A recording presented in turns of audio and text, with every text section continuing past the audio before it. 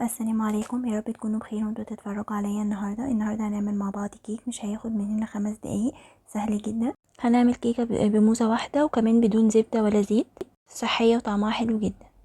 اول مره تشوفوني انا زينب ودي قناتي، ما تنسوش اللايك والاشتراك في القناه. عندي هنا نص كوبايه من دقيق الشوفان، حط عليهم معلقتين من الكاكاو الخام، وحطيت عليهم كمان معلقه صغيره من البيكنج باودر ورشه ملح، واقلب بقى المكونات دي مع بعض كويس. وبكده يبقى خليط المواد الجافه بقى جاهز معانا.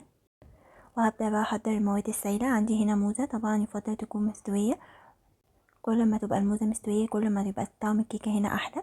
احط عليها كمان بيضة درجة حرارة الغرفة، ومعلقة صغيرة من الفانيليا السائلة، وهحط كمان نص كوباية من اللبن اللي هو الحليب، اي نوع لبن انتوا بتفضلوه. وهحط هنا كمان معلقة من عسل النحل، وممكن طبعا استغنى عنها.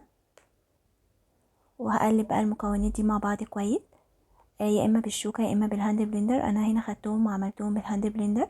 هحط بقى عليهم خليط المواد الجافه اللي احنا عملناه، وهقلبهم بقى مع بعض كويس لما كل حاجه تختلط مع بعض. وبكده خليط الكيك بقى جاهز معايا، وهو ده قوام الكيك المفروض هحصل عليه. هحطهم بقى في اي قالب. انا هنا القالب اللي استخدمته ده مقاس 18. هحطه بقى في الصينيه، والصينيه دي حاطه فيها ورق زبده، وهصب بقى فيها خليط الكيك، وهتدخل الفرن. هتقعد تقريبا تلت ساعة، وممكن كمان نحطها في الميكروويف. وده شكلها بعد ما طلع من الفرن. هقلبها بقى من الصينية وهشيل ورق الزبدة. قد ايه هشة وطرية وطعمها حلو جدا، ان شاء الله تعجبكم. وكمان بسيطة وسهلة بدون زبدة ولا زيت، وبموزة واحدة بس نقدر نعملها. جربوها وان شاء الله تعجبكم. وكمان رشيت عليها رشة كاكاو كده من فوق للتزيين مش اكتر.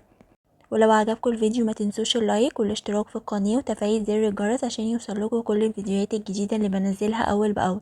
باي باي.